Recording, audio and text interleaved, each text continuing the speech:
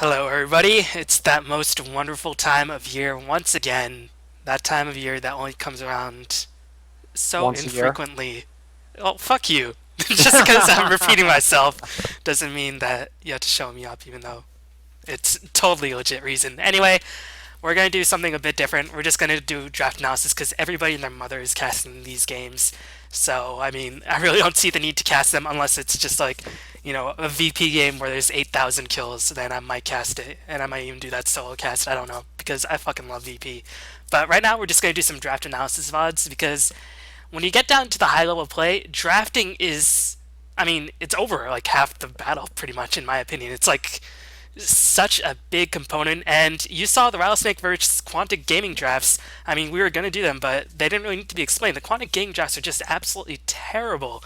And, I mean, drafting in this high level of play just can make or break a game. I mean, team play is all well and good, but if your game plan is not solid or your game plan doesn't have the foundations to be solid in the beginning, then you're just going to be overcoming a really steep obstacle just from the get-go.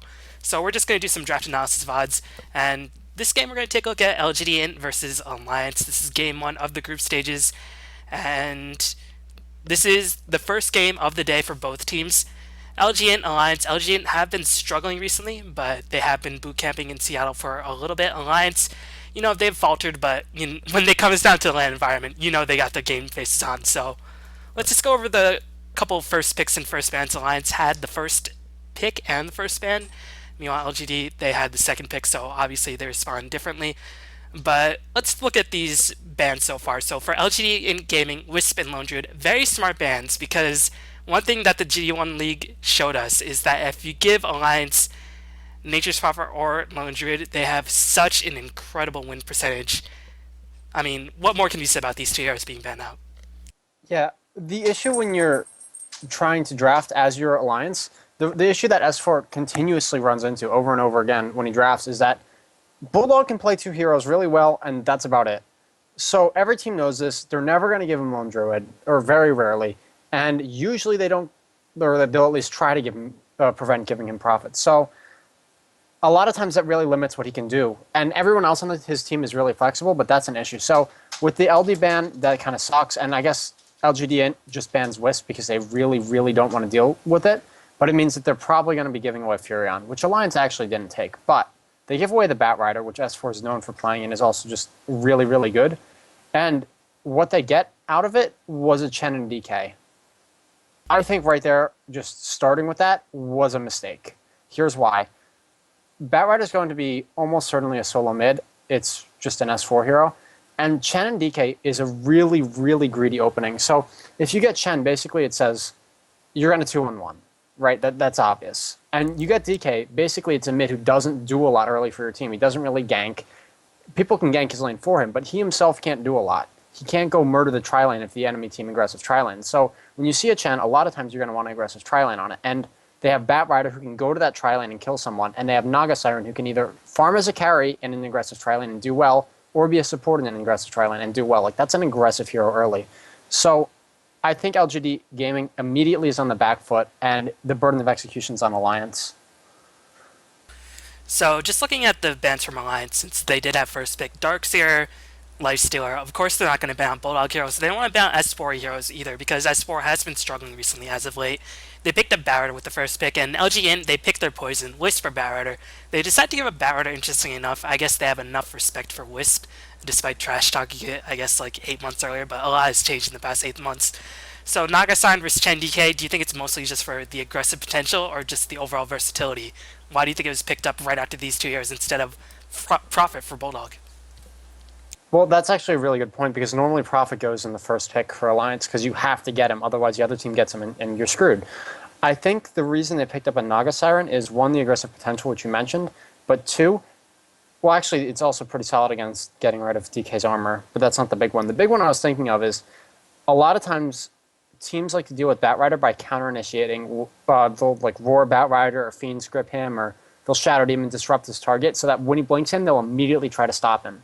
What you can do with that if you're playing Naga Siren is Bat initiates, they counter-initiate immediately, and then you song, wait for Bat to get, undisabled, and then you start the fight, like normal. It's a really solid combo, and I think Liquid does it the most, and Alliance will do it too sometimes. So I would say, hands down, the ball's already in Alliance's court. Like LGD is playing so passively and like so meekly with those two heroes that Alliance has to execute and punish them for being greedy. Alright, so we're gonna unpause in three, two, one, unpause. 10 So now we're in seconds the second remaining. ban phase, often regarded as some of the most crucial. I mean, 5 every pick is seconds obviously remaining. crucial. So LG Gaming Int, they have their mid-tilt in the form of LGD Dragonite. They're gonna get rid of the International's Outlaw turn to Devourer. I ban. mean, I have seen Alliance play Bulldog Batrider, but I've only seen it once. The 90% of the time, S4 does play Batrider in the vast majority of Alliance games. So I guess they just really don't like the Dragonite versus OD 10 matchup, which makes a seconds ton of remaining. sense. But this just seems like they haven't scouted out Alliance as much 5 as they probably seconds should have. remaining. It's And a waste. Alliance, yeah, Yeah. and Alliance respond with a Visage and Alchemist ban. I mean, Resolve these happened. bans make a lot of sense for me because Visage, if you're gonna potentially run an aggressive Shine, then you don't want to be facing Visage in Alliance. I guess they don't really feel the need for Visage in their current lineup. Maybe they just don't think he does very well against Chen. What do you think about these Chen or these Visage as well as Alchemist bans? Well, I think that the LGD reason they got rid of Alchemist International's was because he turn can to be in the pick. safe lane and it can just be really annoying to try to kill him early, and he can come back really easily. So that would be an issue. Because whoever LGD int puts in their safe lane, it's pretty obvious that Alliance is going to try lane, and then that person is going to have to come back later. And Alc's good at that. The I'm not actually quite sure why Visage was banned when they can pick Visage up themselves, but I guess they're probably going to want to get the Fury on now, and 10 then so seconds they don't want to risk remaining. Visage getting out of the pool. The Ezreal ban, to 5 me, sec 5 seconds remaining. doesn't make a huge amount of sense, but I'm sure there was some decent reasoning behind it. I Resolve mean, it's not a happened. great aggressive tri-lane hero, and I honestly feel like LGD Int is just going for that group up and push greedy style that they go for. They pick 4 farm-dependent heroes and just try to group up and push, and obviously Ezreal is good against that, but I don't think that... I think that the lanes are more important for them right now, not the mid game. Yeah, and I mean, Ake is known for playing Keeper Light, and as I mean, Ake is Alliance's pretty much turn to one of the best pick. support players in the world. Period. So LG and they have the second, or they have the third pickup. They decide to go for Rubik here, so they're going to solidify their support backline. I feel like this pick just really leaves a lot to be desired. He's not very aggressive. He can't really control a Trine very effectively whatsoever. I mean, he synergizes somewhat well with Chen, and if they pick up some sort of survival carry, it's going to be difficult to kill them, but I think it just leaves a lot of room 10 open for seconds. Alliance, and 10 I think seconds Alliance, remaining. with that Visage ban, I mean, maybe they just had a thought, alright, we're definitely 5 going to play seconds Nagasar in the support remaining. role, so we'll just get a Visage here so Ake doesn't have to play it. But Alliance, they're going to respond with Gyrocopter, so LGD right now they have a International's carry who turn can to pick. scale really well into all aspects of the game, who can farm really well, and who is very strong in pretty much any lane you put him in. So let's just pause at 8:05 and just look at these next couple picks and then just fully explore what they actually do. So, I mean, what more The can you say about issue... Gyrocopter? Well, obviously it synergizes really well with Naga Siren, but the biggest issue that I think Alliance is going to run into, or excuse me, LGD Int's going to run into, is that all of Alliance's heroes are, to use the term, do shit heroes. They all deal damage, they're all capable of killing people, they're all really, really relevant with disables. I'm sorry about my dog barking, by the way. Rubik, on the other hand, is not.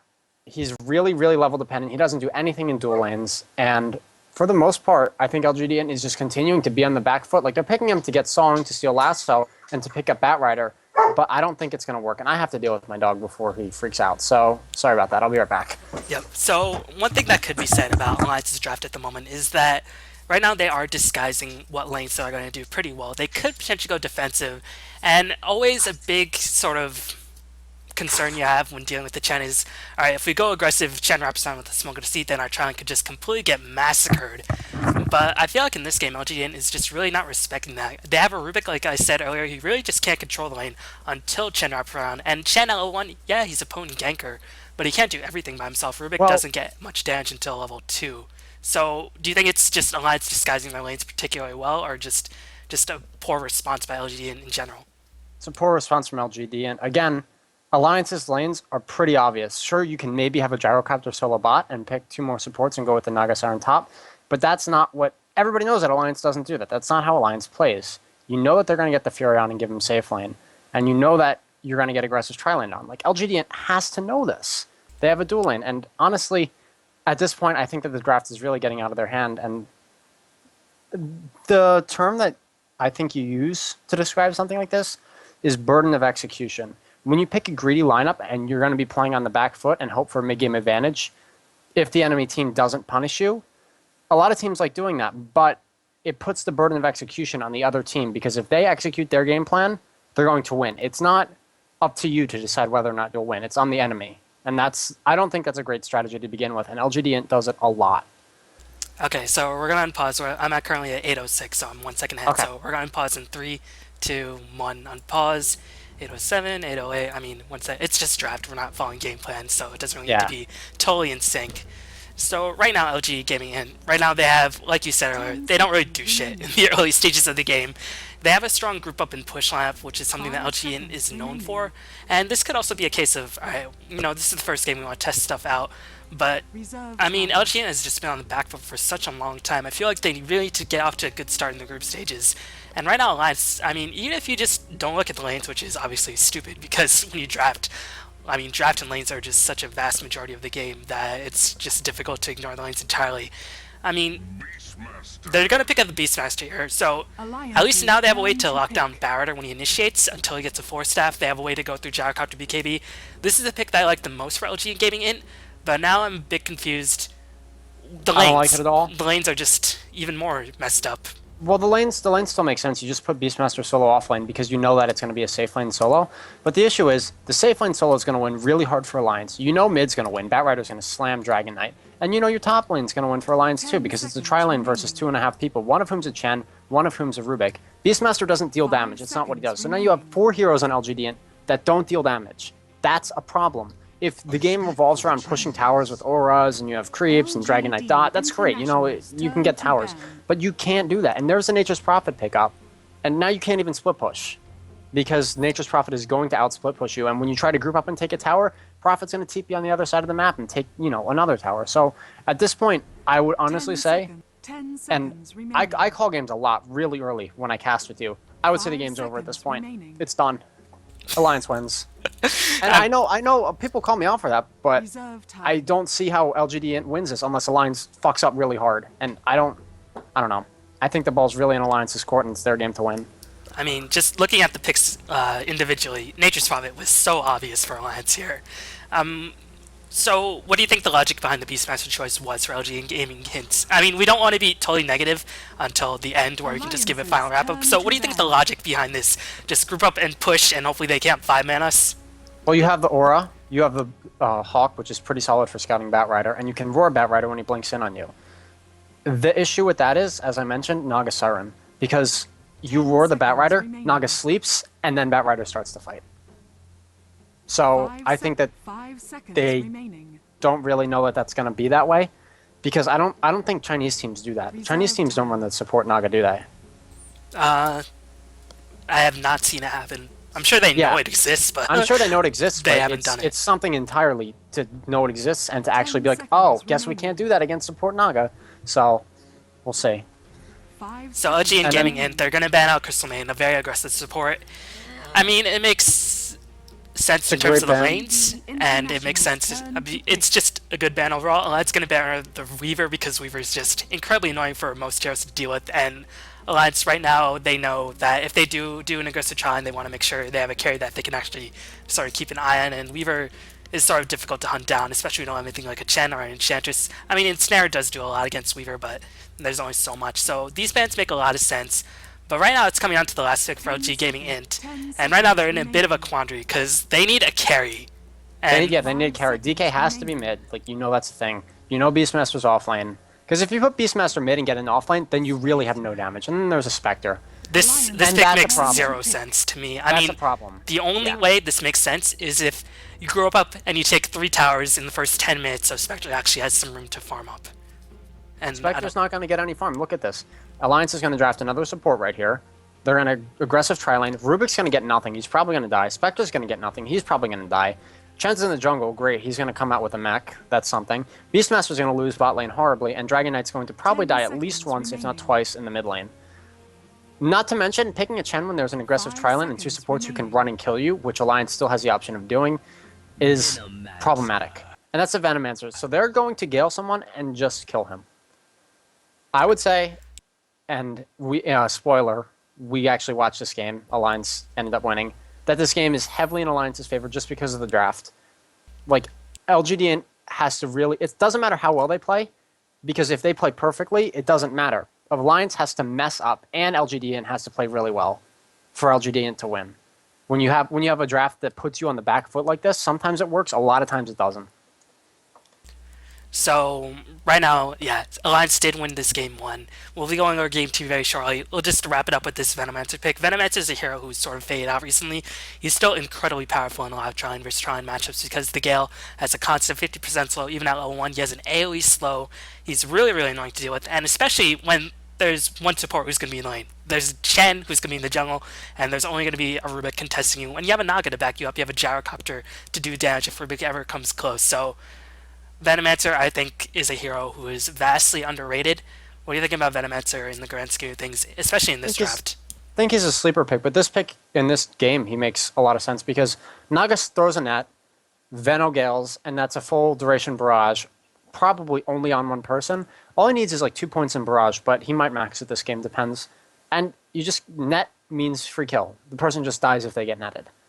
That's how that tri-lane's going to work. So overall, I like Veno as a pick a lot. You want to get some items on your Naga, and Veno is really farm independent, so I think that's pretty solid too. Also, because the whole LGD kind of group up and push thing, even if Alliance messes up really badly and LGD actually gets farm and starts grouping up and pushing, you got Veno wards. And a lot of times you don't skill them, but I think he might this game. So yeah, I think we pretty much covered every aspect. We talked about the draft, we talked about the heroes specifically, we talked about the bans, we talked about the lanes, and in the end it was basically, like SK just said, Beastmaster off lane, Nature's Prophet, safe lane, aggressive Tron by Alliance, Barrow to mid, etc, etc. I don't exactly remember how the early game went out. I assume it went ridiculously well for Alliance. I remember Spectre not having very good farm, and then by the time Spectre managed to get a relic, LGN was just way too far behind. In certain games, I mean, you can lose the lanes and still have a good shot with the teamfight lineup, but LG in gaming, they didn't have the lineup, and the Alliance's lineup was just way too powerful. So overall, I mean, what do you think LG was thinking? Just go with our game plan and hope it works? They value Chen really highly, and they value farming passive heroes really highly. I know G a year ago used to play heroes like Storm and Quap all the time, and now he just plays like Dragon Knight and Alchemist and just farming heroes mid. And they always get Chen, and they always get a farming hero mid, and that's just how they play now. And I mean, who am I to judge them? They're a successful team. They're at the International, so Well, obviously it works. well, it didn't work out in this game, so that's going to be it for game one. Tell us if you enjoy this. We'll be back with game two very shortly. I'm probably going to put this all in one video, so we'll see you in game two in a bit.